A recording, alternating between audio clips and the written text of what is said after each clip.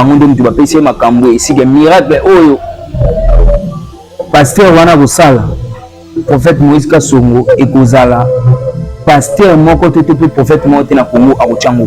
J'aimerais bien que Régie botie la biso image oyo après tout zonga au travers de cette émission. Régie à vous.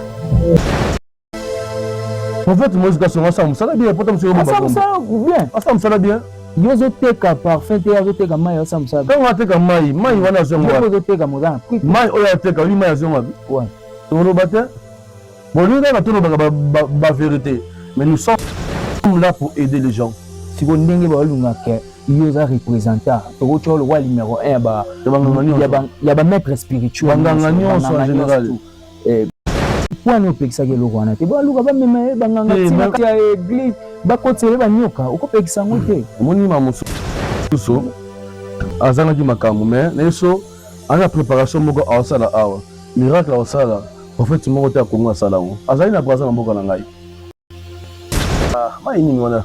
Maman mabakala ezala ngo sauter le gars qui a sama connexion et moi pouvoir hein voilà yona azana moi makambo azwa ki mikolo epesi makambo azaki na braza na mboka na biso yamba qui est très bien. Merci beaucoup Régie, l'homme de Dieu. On vient de regarder cette vidéo et tout le monde est homme spirituel à l'état qui passe qu'il y a droit des réponses à makambo presque boloba qui est belé pour na bango pour na yepé parce que owana ayaki pour il faut que tu saches nyoka na église tu éviter ceux qui yo pesoko meki boye ba welo ba nyoka na église aza mwana na ya molimo ba bi bango nde mutu ba pesa que l'homme de Dieu face à na été pour que même le bela bango juste pour que ba matal sous encore maintenant il n'y a qu'à chaque fois qu'on se présenter juste pour incarner les enfants de Dieu na ba mouvement où ils vont se passer dans ce monde. Parce que nous autres allons voir, nous allons crier. Voir aux autres crier, ils ont juste pour nous sauver, pour aider Batou Oyo, Bazan Kokoufa. Et nous autres allons juste pour nous remettre vie. Katina Bango. Vous savez, lorsque vous voyez un homme de Dieu commencer à pratiquer les choses comme de féticheurs et comme de marabouts, comprenez directement que Azali même personne à Batouana.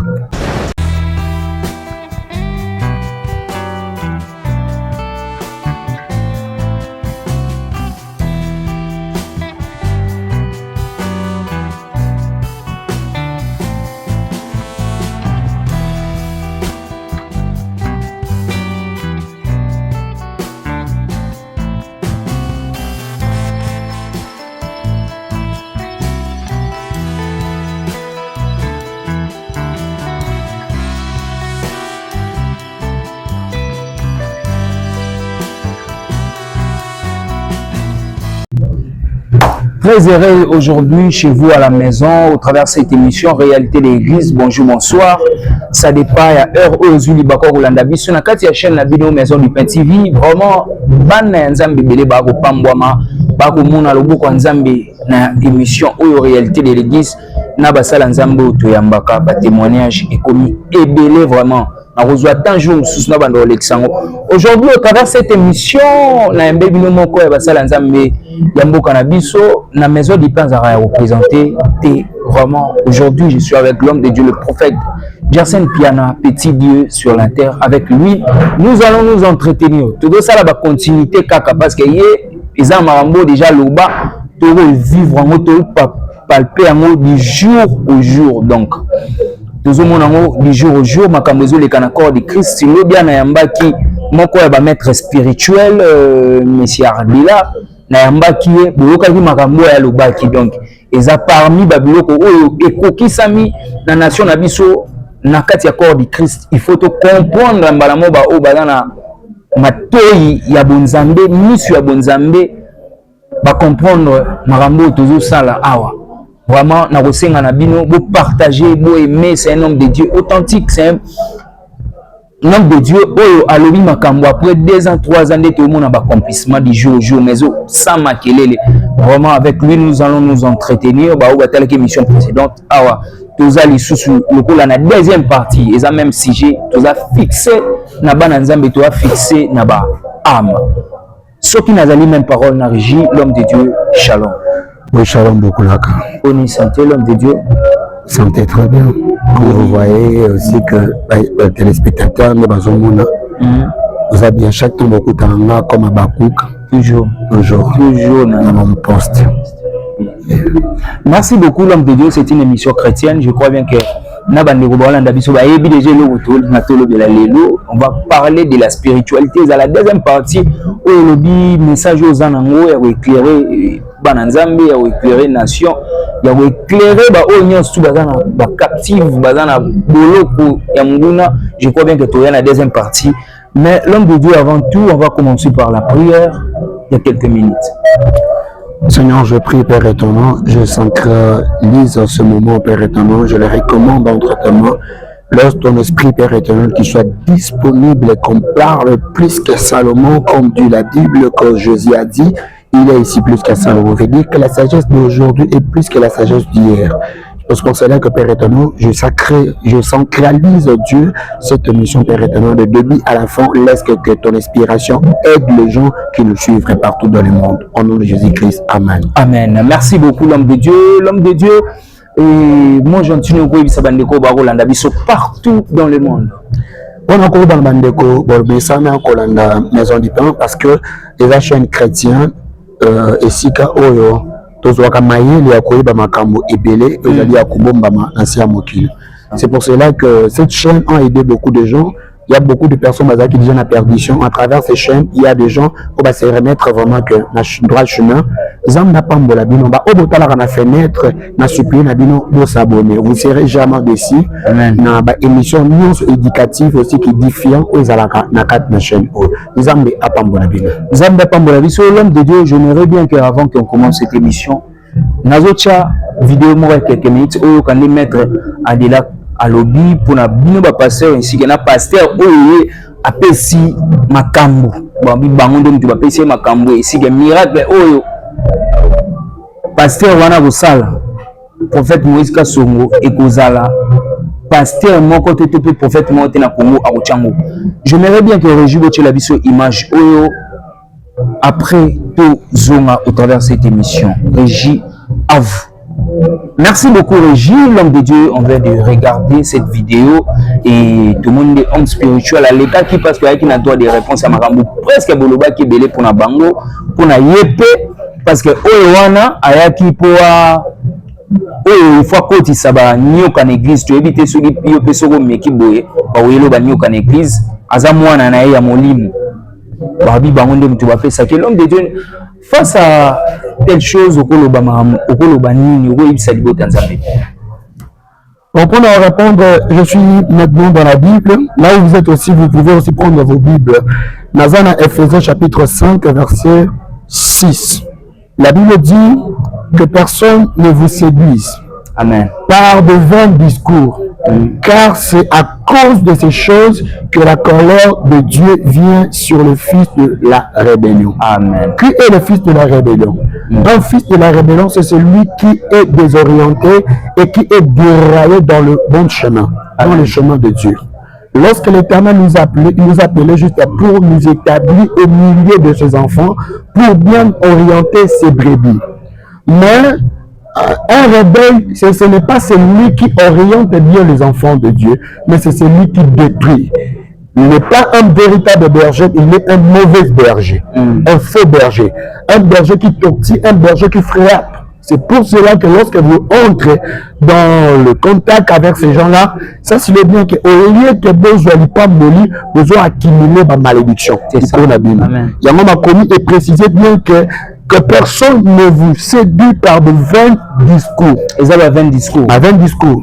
Par là, je voudrais dire quoi? Parce que je ne suis pas ici pour commencer à parler des gens. Je ne suis pas que leur porte-parole. Mais été pour que nous le bélabango juste pour que encore. Maintenant, il n'y a qu'à chaque fois qu'on se présentait juste pour incarner les enfants de Dieu, il y a un mouvement où ils ont surpassé dans ce monde. Parce que nous autres, vous allez voir, vous allez crier. Vous allez crier, ils ont juste pour nous sauver, pour aider Batou Oyo, Bazan Kokoufa. Que nous autres, vous allez juste pour nous remettre vie. Katina Bango. Vous savez, lorsque vous voyez un homme de Dieu commencer à pratiquer les choses comme de féticheurs, et comme des marabouts, comprendre directement que Azali même personne n'a batouana. Ouais. Jésus-Christ va bengakié marabout, va bengakié Besbou. Pourquoi? C'était à cause du miracle. Mais ce n'était pas que le miracle fabriqué. Ce n'était pas aussi que le miracle destructeur. Et c'est un miracle de destruction, mais c'était juste que le miracle est de remettre le bateau dans un bon sens de vie. Et va perdre l'espoir, va récupérer encore l'espoir où va s'amener, va perdre qui. Amen. Dans la langue, il mange au commun que le Messie est en train de défendre que son collègue. À défendre juste que collègue naïe. Mais en plus, il est en train de confirmer ce qui de l'anglais en malamou. À confirmer. Par là. Il y a pas journaliste. Au moins, c'est ça. Il y a des intellectuels bazawana. Ils appellent un bateau pour bazana molimo sans tout cas sinabango. Mais c'est que moi je demande aux gens chaque temps bateau balana kabiso auto te kaliboso na bango et c'est nyeli que baluka kaba bazwaka grâce moko ya discernement kasi bango. Quand tu as de la discernement spirituel, tu vas comprendre, commencer à comprendre même aussi que les attitudes, les comportements, aussi que les esprits ont agi quand na bateau va se présenter de son ayo. Ce que m'a commis est le but plusieurs venant sous le nom de Jésus. Disons que c'est moi qui suis le Seigneur. On veut dire que ces gens-là, on ne va pas s'autoprogrammer. Que bisonne aux ali, bisonne aux obikisa, bisonne aux alibou. Mais Christ c'est le but que vous devez être prudent parce que la mission à Koluka séduire Bino. Kolongola Bino na présence et na alliance ya Nzambe, comme ma Bino na direction à faire. Parce que mon ton n'y soit bonisé là. Ça c'est le bien que chemin naïe, les alliés vers en faire. Pourquoi? Le diable, l'enfer était réservé uniquement pour le diable. C'est ça. Nous tout mon côté à béni ça va pour acquérir enfer. Mais le coup que le diable ne veut pas entrer là-bas lui-même, il commençait à chercher les gens. Bateau va en compagnie. Il y a bien c'est du texte. Ce qui veut pas une place aux alliés de Simbelingaï, Zacharie 3. La Bible dit ceci: lorsque Josué s'est présenté devant l'ange de l'Éternel pour accueillir la bénédiction. Mais le diable aussi, il était aussi auprès de Josué. Rôle n'a émis aux alliés à Josué. Rôle qui permet à Josué en train de réclamer Josué et de dire en l'âge que avant de le bénir, commencez d'abord aussi à me bénir. Pourquoi? Parce que le robe qu'il a porté est animé, est en attache. Comprendre? Azali wana pour rappeler ma belle à bateau et pas dans Zambie. Vous comprenez? Le coup là, Azali qui déjà jeté à cause de l'issumi. Par là, qui que Motonio soit commettre même acte que le diable doit aussi le suivre en Hollandais. Pour qu'il y ait atika il faut entraîner bateau dans ma baie pour que bateau va commettre même acte à Salini ou la commettre qui juste pour que na quand il y a un royaume pour place au Azali Azalaka ka mbele te ndé na si pundu Azala bongote mais essayer à comme appelle le pôle mon conduit Azali ko sali ko guider bateau o Azali ko guider wana ce sont aussi les enfants de Dieu au Azali perdus à cause de désobéissance parce que pour que les choses deviennent le péché pour ils allaient pécher ils allaient d'abord entre désobéissance le désobéissance il y a monde qui n'a que botani les soumis comme au comme fils il y a rébellion quelqu'un qui n'obéit pas n'a pas ordre suprême de Nzambe ça c'est le bien que tu vas suivre le diable pourquoi? Parce que le maître de la désobéissance est le diable, le maître de la séduction c'est le diable, vous devez aussi le suivre. Il y a au moins à créer le royaume naïe, il y a des séducteurs, il y a bateau baza perdu. C'est ça. Au moins bateau oyo, genre il y a bateau bazo leka, baza féticheurs, ce sont des occultistes. Mais ces gens-là va cacher identité fétiche na bango, balati ils mangent pastoral. Parlez le mot le bani. Prophète wana na bateau moko. Baza bateau moko. Baza bateau moko. Olobi na confirmer yango. Baza bateau moko. Na zolo ba makambu. L'homme de Dieu c'est le malembe. Na zolo ba makambu. Libanda c'est ça. C'est ça. Ba comme un charlatan. Non, oui. Na on na carte chrétien. So totali e bazo sala. Tozongi na carte chrétien. O bagi déjà l'autre faut le bagi déjà que nganga wana na prophète Moïse Kasongo deuxième chose on dit que baza bâtiment sont des collègues par là que l'autre comprend que oyazo ke na okoya gaz nesen ici pourquoi pour comprendre na moni monde ati balandanga bato ba maîtriser le minanga ba yebi façon on na salini na se comportaka na bayaka otekela bato bamai to baoteka bamai baoteka bamai to baoteka bamai wana na ngai naozonga na bakomi natali ke o makambo oyo eza te na nini na likomi mais ntango nasambeli nzambe arevele ngaka na interview bato bota bamai wana eza boyeboyeboye baye lisusu na bahuile na priere lisusu natali nzambe arevele na bino na interdit maintenant omoi baye na nini baye na savon vous comprenez ce que moi je sais la Bible dit que le savon dans le domaine spirituel expliquer biso l'homme de Dieu to le kamalem malem bango ti baye na savon soki bango baexplike yango te nga na koki koexplikele bango pourquoi omoni mutu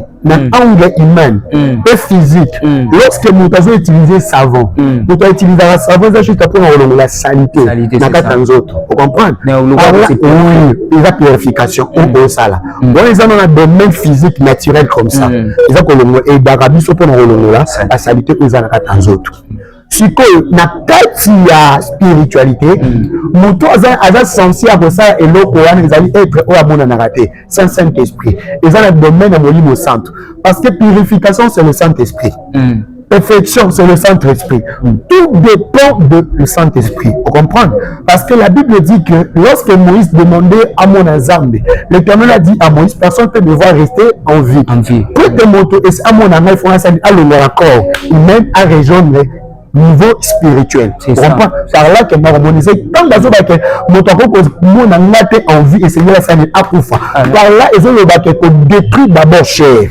Ko kota vraiment la dimension moko la spiritualité ni élevé. Mais bango ba ko arriver na niveau na te. Ba e na kata savon oyo eza recommandé dans le monde des esprits na bango. Et va recommander dans le monde des esprits. Si bango na kati ya monde na bango place ba kenonsa ba réunion. Et loko eyo zoa yango nous ça la pebo. Mais na kati ya savon wana, ça c'est bien que eza nango d'influence moko la boue, bidon. Eza utilité moroté. Ce sont des choses que on ça eza juste pour ba ben baba na bana nzambe bon. Ba zo juste ni bon. So na bien que na même na angle spirituel. Eza na eloko moko te na kati.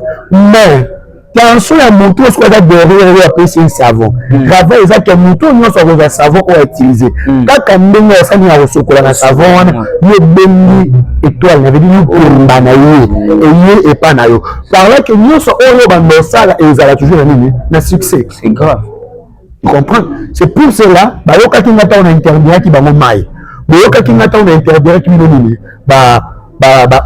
huile bande kotekela bino boyokaki mpe ntango nayisa bino ke boza entraîné te na bafausse émission bamission ya baspectacle wana baovandiselaka bato oyo bafandisela bato ya émission spectacle bamission spectacle so baapelisa bamoto wana eza baventure ya pas Dieu dedans nzambe aza te na kati wana nzambe aza ta moke te na kati neti moko oyo kose passe likolo ezoleka na toi tala yango tala napesi omoni garçon oyo azalaka analyste ba mati oyo pasalaka analyse ba mati aza abetaka so babe je moi mona ba jeune babeta so à Paris football ababenga reso aza prophète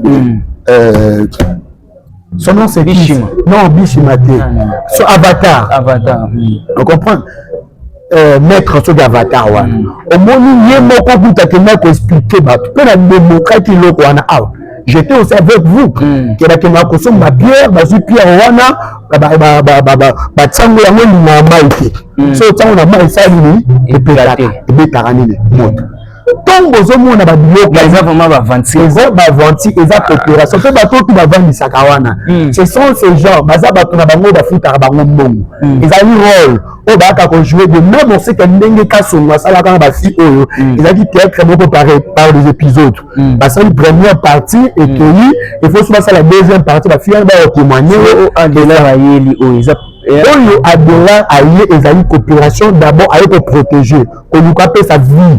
Vous comprenez? Nganga peut se passer avec sa vie dans le sens unique. Vie il y a ba activité bazana ngo ba préparer ba sala na kulumbimbi. Ba préparer ba sala ba serpent na kulumbimbi. So toke ne sikana, yo ka Bible nini erebi. La Bible dit que combien la Bible dit n'ayez donc aucune part avec eux. Autrefois vous étiez ténèbres et maintenant vous êtes lumière dans le Seigneur marchent comme des enfants de lumière. Je ne peux pas interpréter ce langage dans la révélation prophétique de peur qu'il y a beaucoup de gens qui vont comprendre. Moi, il y a un peu évangélique. Lorsqu'on dit que autre part vous étiez ténèbres, ça veut dire que quand quelqu'un qui est dans les ténèbres, veut dire qu'il y a une ignorance. Quand tu es dans l'ignorance, ça veut dire qu'il y a beaucoup de choses, on a des difficultés à comprendre. Mais quand tu es entré dans la lumière, ça veut dire que tu as acquis la connaissance. Connaissance sur le côté Katinao, tu vas commencer à comprendre aussi, qu'analyser que les a vrai et les a faux. Pourquoi? Parce qu'il y a l'esprit de Dieu, l'esprit de la vérité et les a Katinae. N'avancez parce que ton zoom là, quand on est ici, dans 1 Corinthiens, chapitre 12, verset 1er, la Bible dit, pour ce qui concerne le don spirituel, je ne vais pas que faire vous rester dans l'ignorance. Vous savez, lorsque vous étiez païen, vous vous laissez entraîner vers les idoles muettes. Et quand on parle des idoles muettes, il dit que les dieux qui ne parlent pas. Et comme on sait que les Égyptiens ne s'inclinaient devant les statues. Comprenez? Le Dieu qui ne répond pas, le Dieu qui ne parle pas. Actuellement, il n'y a pas aussi de statues, mais maintenant, ils ont un rituel moko. Ils ont un rituel moko, il y a divination. Parce que dans le domaine spirituel, on a la divinité, on appelle la divination. Monto a pratiqué divination, ils ont monto à la bomanga. Bomanga, ils ont négative. Donc, dans la négativité, on voit directement la puissance démoniaque. Tu comprends? On comprend. Ouais.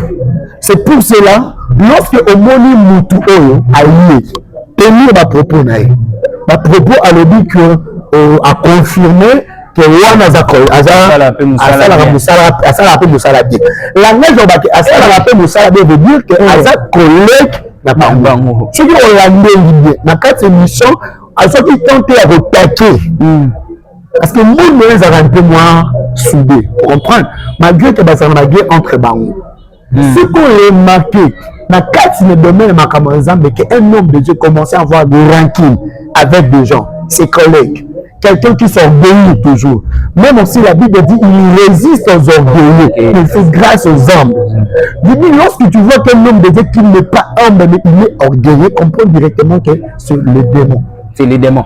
Merci beaucoup l'homme de Dieu. On a eu vraiment le temps pour en parler. Et l'homme de Dieu, Bana Nzambe, na dossier oyo, na prophète Moïse Kasongo. Barosa ndenge nini. Pe okoyebisa ndeni potoleka. Omoni bani bele balandaka ye. Abo azana bani bele balandaka ye. Est-ce que non sungande via bana wana? Oh, Yesus te. Non sunga bango problème les ana ke ba brebis. Souci n'a pas de brebis. Comprendre? Il est conscient en toutes choses qu'il est en train de faire. A conscient en moi. Le problème c'est que bateau bazolanda et bazali entraîné na ba fausse miracle na ye, na ba évangile égaré na ye, et na évangile y a tant de la fin. Et l'évangile y a tant de la fin to benyango ezali évangile moko apostasie. Que lorsque un apostase parle, apostasie veut dire qu'ils allaient également de la vérité. Cacher la vérité pour eux, garder un autre. Pour que tu gagner. Par là, le diable a compris qu'actuellement, les gens préfèrent les démonstrations.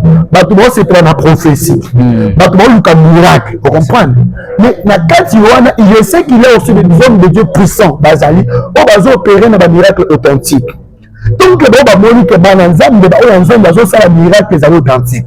On va susciter pour que dans le sang va opérer un miracle. Parce que le point est limité.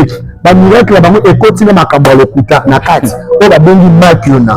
Bon invité pasteur prophète de Niles, il même est censé expliquer ma cambo ya li kiona malamu. Pour être ayebi yango le lengi ndeko na biso ya kapela awa abana ko sala yango. Papa na biso ya kapela bana ko sala yango. Lorsque Niles a exposé yango, par là que vous comprenez que évasion ezalaki na nini na tata Raphaël, miracle sala makité. Si miracle sala makité, pourquoi? Parce que ba exposé qui va faire qui dans la JF. Pourquoi? Parce que bah, quitté bamaki na bakoti te moyen miracle ça les athées au moins il faut les sika auto limiter puissance en Nzambe tandis que la puissance de Dieu ne se limite pas puissance en Nzambe est accompagnée comme monter dans la sainteté katinaye comprendre du bon conseil na repesa na bato nyonso o bazalaka en kati ya ba pratique démoniaque wana parce que ces pratiques démoniaques ça doit amener entraîner beaucoup de gens na ba initiation moko inconscient OK muto ko tina initiation moko na diable mo ni ba biloko oyo journaliste tombo ya mabasala nzambe faut ba ba vérité oyo vous savez pourquoi que la séduction s'augmente dans ces pays aussi que dans le monde. La séduction s'augmente, c'est un travers de pratiques aussi que de choses qui ont aussi passé dans les médias. Vous savez, au moins, les filles, moi, je suis rebo. Action ou ça n'est pas l'équiwana. Papa mon bajon a cadre moara et ça ba yibi boy.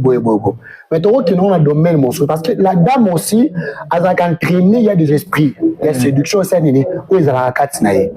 Et de même aussi ba pratique oyo ya mwezo attirer batu mingi lelo na ba esprit il y a sexualité, il y a impudicité, comment commettre des actes vraiment très malsains.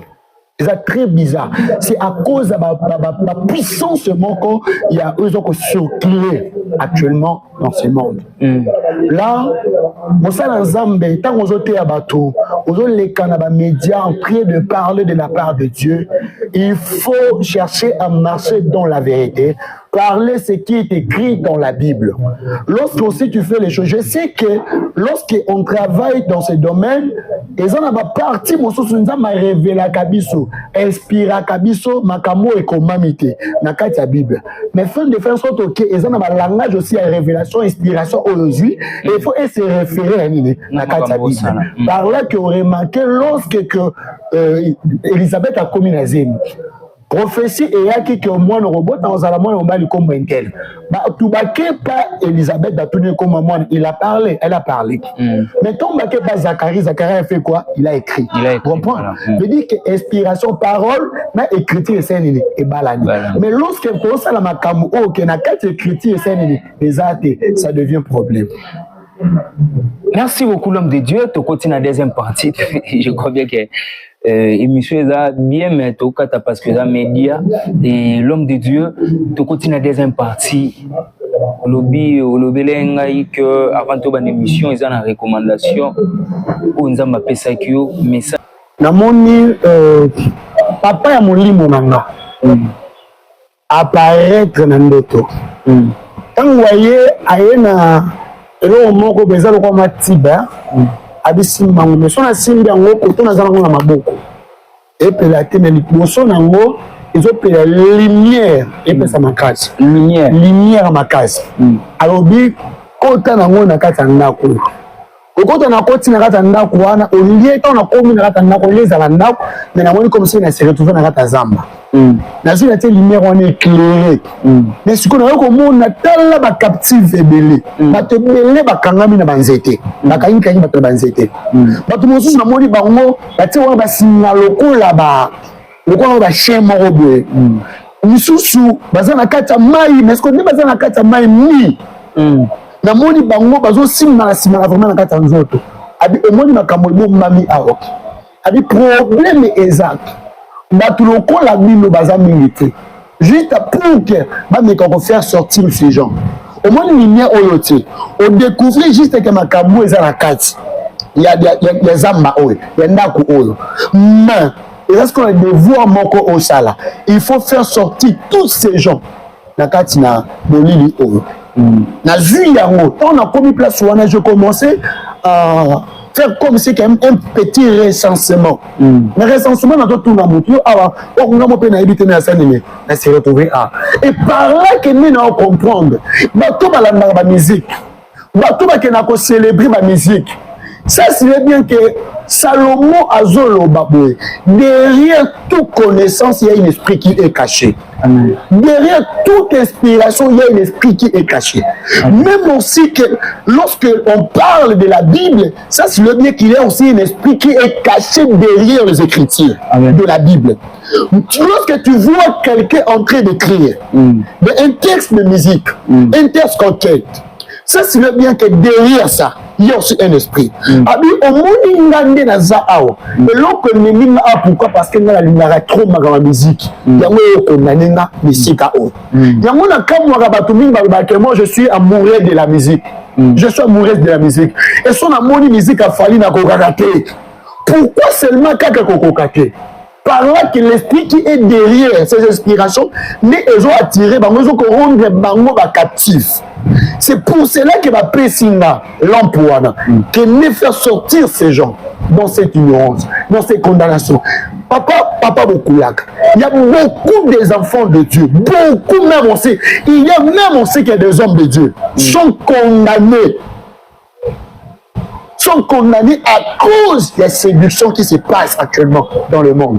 Vous savez, ma maman, écoutez-moi un peu, partout dans le monde, aux États-Unis, aux Afrique, aux Europe, aux Afrique, aux Malumbashi, Matadi, Kinshasa, partout aux Olandanga. Ce qu'on a pensé à gagner éducation à moi, il y a mettre la discipline dans la vie de ton enfant. Au moins, Facebook, tu salé là. Auparavant que Facebook est début, juste pour que tout se retrouve à cas. Il y a quelqu'un qui a longtemps pour trouver la communication, c'est à travers Facebook. Mais aujourd'hui, ces réseaux viennent d'accomplir ce qui est écrit dans la Bible, le livre de Matthieu 24. Toujours l'esprit de la séduction, c'est la perdition. Actuellement, on a 4 réseaux sociaux, surtout Facebook. Il y a de pornographie. Ils ont quitté le lieu, c'est une écoute. Donc, il y a des poisons, mon abongo. Il y a 12 ans sur Facebook. Il y a 13 ans sur Facebook. Il y a 16 ans sur Facebook. Je suis coloqué. Réseau, et il y a pour nous éduquer ou bien pour nous enseigner et décrire. On a pour par éducation. Ceux qui n'avancent même, TikTok, une mère en train de faire de n'importe quoi avec sa fille ou bien son fils, n'a pas de réseaux sociaux. Par là, c'est l'esprit de l'ignorance. C'est l'esprit de l'ignorance, mon Dieu. Et ça, esprit, il y a ignorance. Ils ont entraîné Bango. Nakati. Excusez parce qu'ils ont pas paya. Ils ont un équipe pour appeler ça Bango. Et ça, l'esprit mon est côté maintenant, juste pour commencer à décommunier, étoile, il y a mal amitié, et ça, étoile, ils ont rampé parfait. Ils ont propre. Comprends? Ils ont ma bête 4 na bango. Par là, on comprend même aussi qu'ils ont pays, mon sou, commencer à faire ban na 12 ans de pornographie. Ban na 8 ans de pornographie. Parce que nous, maman, comme ça, pour qu'elle garde bananaï. Nous, papa, comme ça, pour garder l'éducation bananaï. Dans la piste est belée. C'est-à-dire que malgré que les médias, ils ont vraiment que monde. Dans la piste est belée. Mais si on a causé, ils ont que l'impôt n'a pas de na maboko nanga eza juste apona okango la vie na yo na problème eza ndema mabonzambe eza mabonzambe pourquoi parce que la Bible dit vous connaîtrez la vérité et la vérité vous affranchira par là vous devez comprendre notre soki omoni papa botio koko na yo papa no ya molimo na kati ya vision aye ko taliso makamo sanini o lebakite en parlant il faut olandela yo dans une relation vie ya nani ya papa na yo wana pe eloko nini o amemeli pourquoi parce que ezapena batu mosusu bazala initié na bakoko na bango na butuka na ndoto mais tant que je suis un homme de Dieu je sais que mon père il est aussi un homme de Dieu mais encore après c'est la vérité c'est que vinanga je dois toujours parler la vérité c'est la vérité ne me te sauver ba et kolongo la batuna kata captivité et kolongo la batuna kata beumbu bakotsa bango et kolongo la batuna kata condamnation. Il y a beaucoup de gens bazar malades. Lorsque Christ était venu pour guérir le malade, Christ avait utilisé que la parole. Comprends? Christ avait utilisé que la parole. Hier soir, je vois qui milité a bêti le pas. Moi, te dis, bah, bande ko kima. T'as la petite vidéo, au moins, que Moutako, il n'a pas, mais Moutana face surtout qu'à Sanini. Akima, comment fait-il qu'il y ait un esprit au coin n'a pas, mais Moutana Sanini, et qui me sens. Vous comprenez directement qu'il disait un piètre. Et Sanini, oui, c'est passé. Dans 4 Messikawana. Oyo, Nazolo Baïzak, lampo Nazanango, les amis lampo. Peu importe problème, eux autres, ils sont malades. Nazan la puissance sur mon malobananga. Parce que Bible dit que je vous envoie d'aller partout dans le monde guérir les malades, ressusciter le mort et ouvre même aussi que les yeux des aveugles. Et ça, mission au Nazanango actuellement parce qu'il lui mange, il y a lampe. Je dis Christ à l'obit qui a dit que je suis la lumière du monde. Vous comprenez? Par là que lampe va passer là, et ça la lumière. C'est Jésus-Christ. Vous comprenez? Et ça, Jésus-Christ. Et quand quelqu'un en Jésus, veut dire, il est aussi capable de guérir les gens qui ont des problèmes, de donner la solution aux gens qui ont des problèmes, de donner la guérison. Na bateau tout baza dans la maladie. Na bande ko boyo kangai. Nino boza basa na nzambe. Obole kaka. Je sais que ce que vous êtes en train de faire, ils ont gagné moko bolu kaka na suka. Mettez parler les botas na nzambe. Nzamba frappaka. Vous pensez que silence n'a pas absence n'a pas. Dieu peut être silence, mais il est en train d'observer. Il est en train de voir toutes les choses qui se passent. Dans la Bible, Ézéchiel chapitre 7, la Bible dit quoi? Que bien, je viens, bientôt je viens. Je reprendrai ma fureur sur toi. Et mon nez sera sur toi. Sans pitié. De dire le Dieu là-haut, Dieu miséricorde. Lorsque ton enfant s'aka, ton mouvement n'est pas naïf, Azal juste est fidèle pour l'enseigner, mais il y a un temps, Dieu miséricorde. Il va devenir un Dieu sans pitié, le Dieu qui frappe. Pourquoi? Parce que toi, c'est référera toujours. Dans l'Apocalypse, Jean a qui commande. Oh, Jean, lorsque Baby sait que ne pleure pas, voici. Et voici le lion de la tribu de Juda, le rejeton de David. Pas présenter l'agent lion. Mais ce que Jean avait vu, ce n'est pas, il n'avait pas vu lion. À mon avis, mais il a vu un agneau. De dire que Christ a le moins niveau, il y a Rosala lion, mais à mi quitter sur le niveau, il y a agneau. Juste pour qu'ils aient permis à Bissou, à marcher à Bissou ensemble. À mi quitter sur le moins, il faut continuer, à simuler pour qu'ils marchent à Bissou. Ne pensez pas que, cause à la même des faiblesses. Non, son intérêt, c'est juste pour gagner, pour rapporter la victoire et pour sauver le monde. Pourquoi? Et tous les prophètes et les gens qui étaient venus avant Jésus-Christ, qui va incapable de nous sauver. Il y a mais c'est Jésus-Christ c'est pour cela que la croix à la Bible. Maintenant, tout est accompli. Partout où message est comme il a eu. Il y a peu de temps, mais à recommande en Dieu sans pitié. Misala na yo nenzama ko juger yo. Na be o sala bato. Yango nzama ko juger yo. Ndengo zo loka, ozo kanga ba via bato. O compliquer ndeko no moni ke via bana na eza bala. O ko bloquer ba mabala ya bana ndeko na yo. O bloquer misala ba ndeko na yo. O compliquer on va souffrir ba ndeko na yo. Pona misala na mabe. Muninga kabelo mbongo. Mbongo kabelo faut se prendre bo o muninga peso pour considérer yo. Mais o zimbongo muninga o kenda ngona ndaku ya nganga. Pour o ko bloquer via ndeko na yo. Muninga memio de sikamoko à la qui sont au sala net makamo qui s'est passé à cause de jalousie, à cause de haine. Camarade ndimi amo ma camarade naie juste parce que camarade a vu marché moko marché on a moni que ça na mbongo de na kati atali que ngana ajouter ndeko na sani azu. Mais lorsque quand vous êtes ensemble vous êtes sikamoko ça signifie que camarade est ensemble akokotisa yo na kati activité wana bo sala ensemble mais and mo tema mabe et sali ki aboma ndeko na ye ndeko na nga na ngi biso lo mo na kabolo na batute la confiance tue. La confiance tue. Zana confiance na nzambe, zana confiance na yo moko. Ko zana confiance te na bato bazana sia mokil.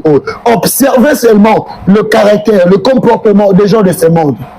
De peur que okuya na kati ya PhD si kanzambe ya lola apambola ozana posole kana consultation prophétique oyeba étant de vie na yo bengana na numéro ezali affiché na bande de l'écran plus 243 89 75 71 430 je répète encore plus 243 89 75 71 4 30 oza na posa prière oza na muto zo belisa oza même aussi na kata vino makambo esimba te makambo ezo marché te na ebisa yo que Jésus Christ azali lumière ya monde ayepe ko éclairer vie na yo benganga na numéro ezali affiché na bande de l'écran plus 243 89 75 71 4 30 je suis là votre prophète serviteur de Excel Pierre na petit Dieu sur la terre votre défenseur na lingaka bo bungate na lingaka bo bebate pe na lingaka bolela te parce que Nzambe a établi nga juste comme Moïse pour na orienter bino ko komisa bino na esika o Nzambe abongisi la bino sika Nzamba lola apambola bino. Merci beaucoup l'homme de Dieu, on est arrivé à la fin de cette émission numéro l'homme de Dieu d'afficher juste là-bas écran on a pisika bakomi invité ko confondre numéro T numéro l'homme de Dieu d'afficher bakomi invité aimer liker partager merci l'homme de Dieu. Merci. Ciao.